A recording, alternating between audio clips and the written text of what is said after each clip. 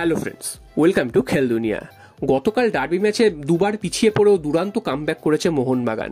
Comeback করলেও মোহনবাগানের কয়েকজন প্লেয়ারকে নিয়ে এখনও কিন্তু প্রশ্নচিহ্ন থেকে যাচ্ছে, বিশেষ করে বিদেশিদের নিয়ে, কারণ জানুয়ারি ট্রান্সফার উইন্ডো চলে গেছে, এখন অবধি কোনো চেঞ্জ কিন্তু মোহনবাগান করেনি।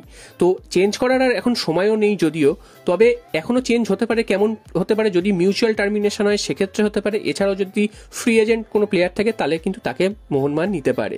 তো সেক্ষেত্রে মোহনবাগানের জেসন কামিংস তিনি গতকালের ম্যাচেও স্বাভাবিকভাবেই তিনি খেলতে পারেননি বা তিনি কিছুই করতে পারেননি। অন্যদিকে আরমান্দো সাদিকু তিনি কিন্তু অনেকটাই ভালো খেলেছেন, অনেক সুযোগ তৈরি করেছেন, গোল তো করেইছেন। এবার প্রশ্ন হচ্ছে হুগো বুমোকে নিয়ে। হুগো বুমো হঠাৎ করে কালকের ফার্স্ট 11-এ তো ছিলেনই না, এবং তিনি কিন্তু রিজার্ভ বেঞ্চ বা এমনি টিম লিস্টে তার নাম কিন্তু দেখা যায়নি। তো এখানেই প্রশ্ন আসছে হুগো বুমোর সাথে হঠাৎ হলো কি। হ্যাঁ, এটা ঠিক যে শোনা গেছিল যে হুগো বুমো দল ছাড়তে পারেন, তিনি অন্য কোনো ক্লাবে যেতে পারেন, মুম্বাই সিটিএফসিতে তিনি যেতে পারেন। তো তিনি তো যাননি এখনো অবধি, এবং জানুয়ারি ট্রান্সফার উইন্ডো চলে গেছে। তো তাহলে হুগো বুমোর সাথে কি ঘটলো, কি তিনি কি চলে যাবেন? তো সেটা কিন্তু এখনো মোহনবাগানের অফিসিয়াল থেকে জানা যায়নি হুগো বুমো চলে যাবে কি যাবে না, সেটা তো পরের কথা। তবে হুগো বুমোর সাথে হাভাসের সম্পর্ক একদমই ভালো না। তো সেখানেই মোটামুটি বোঝা যাচ্ছে একটা মনোমালিন্য হয়েছে, যে কারণে হাভাস তাকে দল থেকে বাদ দিয়েছেন। তো এখন দেখা যাক হুগো বুমো শেষ পর্যন্ত দল ছাড়ে কিনা। তবে এর মধ্যেই আরও একটা খবর তোমাদের জানিয়ে রাখি, একজন বিদেশির নাম উঠে এসেছে, তিনি মোহনবাগানের সাথে লিঙ্ক আপ হয়েছেন। তার সাথে এখনো যে বিশাল যে অ্যাডভান্সটা যে কথায় গিয়েছে একদমই নয়। তবে সেই প্লেয়ারটির তিনি কিন্তু মিডফিল্ডার প্লেয়ার, যেটা মোহনবাগানের সব থেকে প্রয়োজন। মিডফিল্ডার হলো তিনি লেফট উইংয়ের প্লেয়ার, এছাড়াও তিনি সেন্ট্রাল মিডফিল্ড পজিশন বা অ্যাটাকিং মিডফিল্ড পজিশনে তিনি খেলতে পারেন। তো সেক্ষেত্রে হুগো বুমো যেই পজিশনটা খেলে সেই পজিশনে মেনলি তিনি খেলতে পারেন। তো সেই প্লেয়ারটির নাম হচ্ছে বারিস আর্টিক। তিনি তুরস্কের প্লেয়ার, এবং তিনি বুন্দেশলিগার সেকেন্ড ডিভিশনে তিনি কিন্তু এই মুহূর্তে খেলছেন।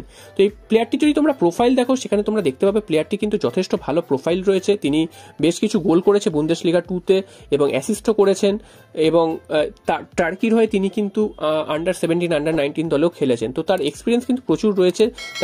তিনি মিডফিল্ডে খেললেও গোল এবং অ্যাসিস্ট কিন্তু অনেকগুলোই করেছেন। তো এবার প্রশ্ন হচ্ছে, তিনি ভালো খেলেছেন অন্যান্য জায়গায়, তা বলে যে এখানে এসেও তিনি মানিয়ে নিতে পারবেন বা ভালো খেলতে পারবেন সেটা কিন্তু একদমই নয়, যেটা আমরা কামিংসকে দেখে বুঝেছি। তো তারপরেও এই প্লেয়ারটির দিকে মোহনবাগান একটা নজর দিচ্ছে। এই প্লেয়ারটি এই মুহূর্তে কিন্তু উইদাউট ক্লাব রয়েছে, অর্থাৎ তিনি কিন্তু ফ্রি এজেন্ট রয়েছেন। তো সেক্ষেত্রে মোহনবাগান যদি চায় এক্ষেত্রে তাকে কিন্তু নিয়ে আসতে পারে।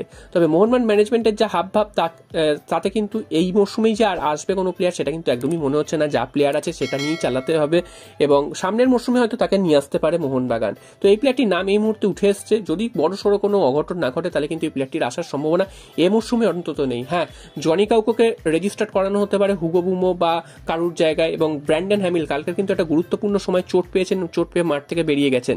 এবার প্রশ্ন হচ্ছে ব্র্যান্ডন হ্যামিল তার চোটের অবস্থা কি। তো তিনি চোট পেয়ে বেরিয়ে যাওয়ার পর যেটা দেখে মনে হয়েছে তিনি কম করে 2-3টে ম্যাচ তো মিস করবেনই। এরপর যদি চোটের গুরুতরতা আরো বাড়ে সেক্ষেত্রে কিন্তু তিনি এই সিজনেও নাও থাকতে পারেন। তবে এখনো টিমের থেকে অফিসিয়ালি কিন্তু কোনো স্টেটমেন্ট আসেনি ব্র্যান্ডন হ্যামিলকে কতদিনের জন্য পাওয়া যাবে না। সব মিলিয়ে মোহনবাগানের কিন্তু ফিটনেস অবস্থা একদমই খারাপ। মোহনবাগানে বড় বড় প্লেয়ার আছে ঠিকই, তবে ফিটনেসের দিক থেকে একদমই খারাপ অবস্থায়, এবং আনোয়ার আলীও চোট পেয়েছেন। তো ডিফেন্সে কিন্তু এই মুহূর্তে আরও একজন প্লেয়ারের দরকার, যেটা চিংলেসানা সিং আসলে সেই অভাবটা পূরণ করতে পারত। তো বিদেশিদের নিয়ে একটা সমস্যা মোহনবাগানে রয়ে গেছে। হেক্টর ইউসতে তিনিও অনেকটাই বয়স্ক, তাই জন্য তিনি কিন্তু যে প্রত্যেকটা ম্যাচে খুব ভালো পারফরমেন্স করছে বলা যাবে না। কিছু কিছু ম্যাচ তিনি ভালো খেলছেন, কিছু কিছু ম্যাচ তিনি কিন্তু আবার ভালো খেলতে পারছেন না। একমাত্র সাদিকু তিনি আবার ফর্মে ফিরেছেন, এটা ভালো কথা। দিমিত্রি পেট্রাটস তিনিও ফর্মে রয়েছেন, খুব ভালো কথা। তবে এই যে বাকি বিদেশিগুলো, এইগুলো নিয়ে কিন্তু মোহনবাগানের একটা সমস্যা রয়ে গেছে। তো দেখা যাক নতুন কোনো বিদেশি এদের বদলে কেউ আসতে পারে কি।